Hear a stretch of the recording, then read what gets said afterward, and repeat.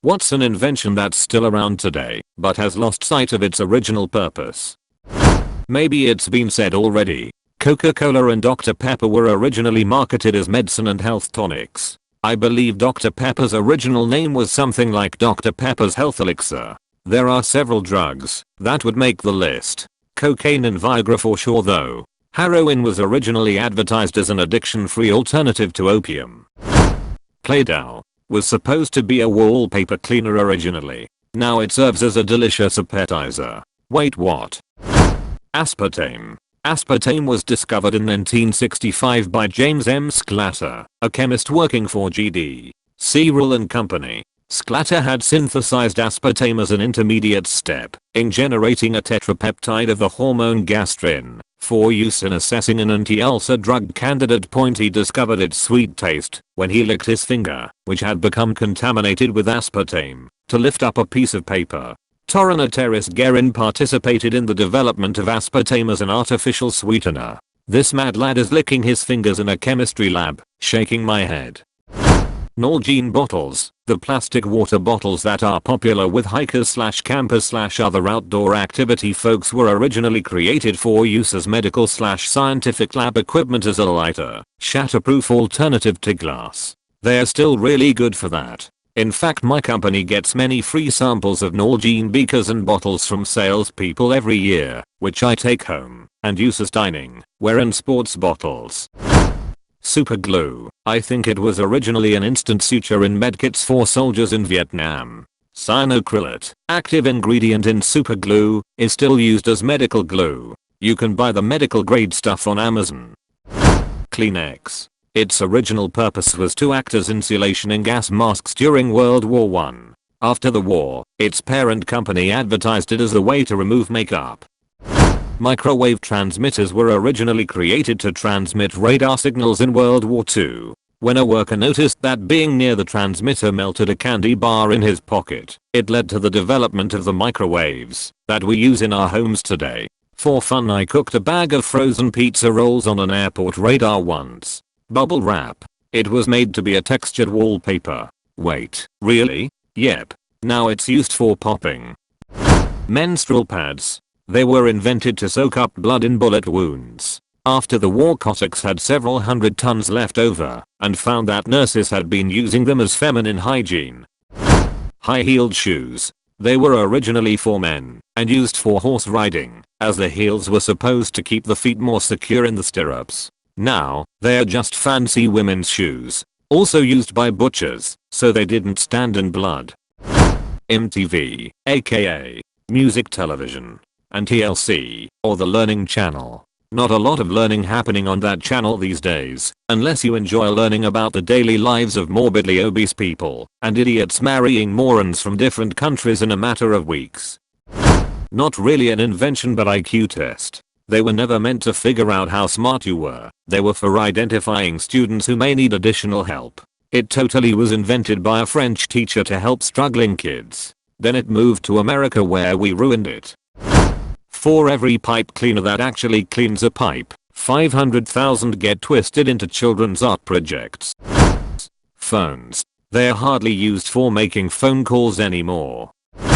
Cotton buds. Not meant for ears, but for cleaning bacteria and removing dust. Duct tape, meant to cover holes in ammo boxes, so the ammo doesn't get wet. And now I use it to put my 1998 Camry back together, so it runs for another 10 years. History Channel, Discovery Channel, National Geographic Channel. National Geographic still has interesting stuff, just not nature stuff. History Channel is conspiracy theories, and Discovery Channel alternated from how it's made to car, gold or lobster shows.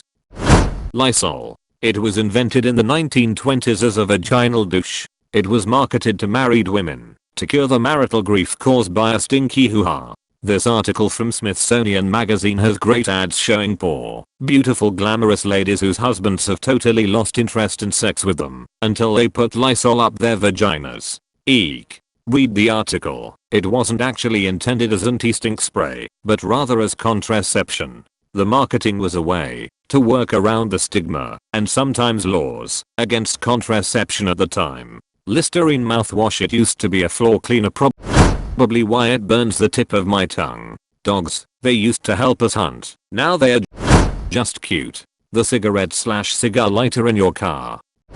It can't light cigarettes anymore. It's just a charging port.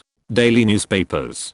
Before TV and even before that radio became so widespread, they used to be the fastest way of getting news and information to people. Nowadays, their emphasis is significantly more on serving as advertising tools, gossip columns, social commentary, etc. than reporting factual news without the extra serving of BS on top. I'm old enough to remember a newspaper strike in the 1960s. It was almost as crippling as a transit strike. No one knew 1. What the local theaters were showing, or when.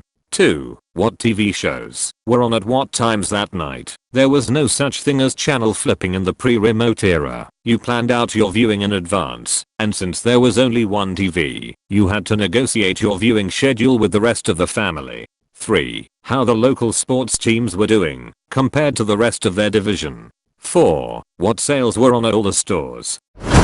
QWERTY keyboards, originally meant to reduce chances of type heads getting stuck to each other on typewriters, now persist in touchscreen keyboards. Flat-headed screwdrivers. Want a chisel? Grab the flathead. Want a pry bar? Grab the flathead. Want to scrap some shift off something? Grab the flathead. Wanna open some paint? Grab the flathead. Want to scribe something? Grab the flathead. I've got a full set of the buggers, can't remember the last time I say a flathead screw.